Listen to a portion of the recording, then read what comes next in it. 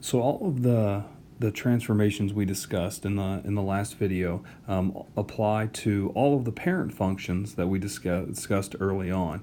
And for a lot of these, there can be multiple transformations in the given function. So there actually is an order of transformation that we must follow in order for these things to work.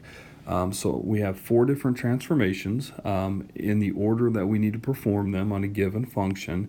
The first one we need to start with would be the horizontal shift. So if there's a horizontal shift, which again generally occurs inside the function, we would need to do that first. The second and third are actually interchangeable.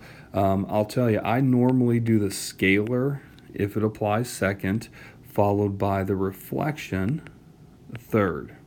Now again, to be clear, that reflection is about the x-axis. But these two are interchangeable. However, I typically do the scalar first, then followed by the reflection. And then the fourth transformation would be the vertical shift, which generally occurs outside. The way I've described it is outside the function. Okay, so we'll take a look here at an example. Y equals 2 minus 1/3 times the square root of x minus 1. Now, when it comes to graphing these, remember, we're not putting together tables of ordered pairs and plotting a bunch of points. We're looking more for the global graph. And now to start this, we'll need to start with the parent function. So the parent function in this example would be your square root function. And that's one of those graphs that we talked about in the last video, where we're in quadrant 1 and we're looking something like this, with our point that we're going to track at 0, 0.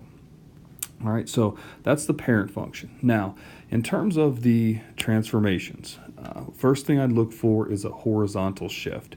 And I have one. I have y equals the square root of x minus 1. That minus 1 occurring inside the function would be the horizontal shift. So that means I would take my previous graph and I would shift it 1 unit to the right, still holding its same general form. Our point now would be at 1, 0, and as I mentioned before, it's always advised to take that point and plug it into the function just to make sure you went the correct direction.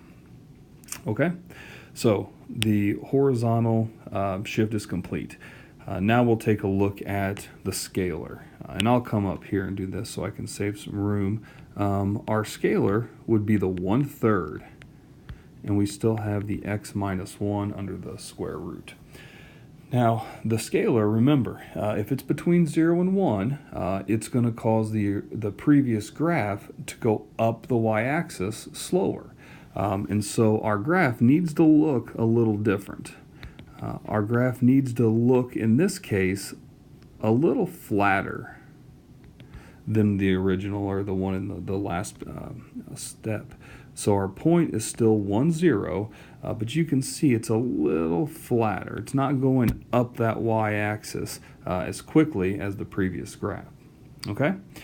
The third step would be the reflection about the x-axis. And that would be where this negative right here comes into play. So y equals negative 1/3 times the square root of x minus 1 would be the previous graph now flipped over the x-axis. So maybe something like this, still again at the point 1, 0. Okay, and always take that point, plug it back in, and check to make sure you're in the right spot. And finally, we have a vertical shift. Now this would occur outside the function. In this case, it would be the +2. So feel free to write that either out in front like it's given, or you can tack it on to the back just like this. So I would then take my previous graph and shift it up 2 units.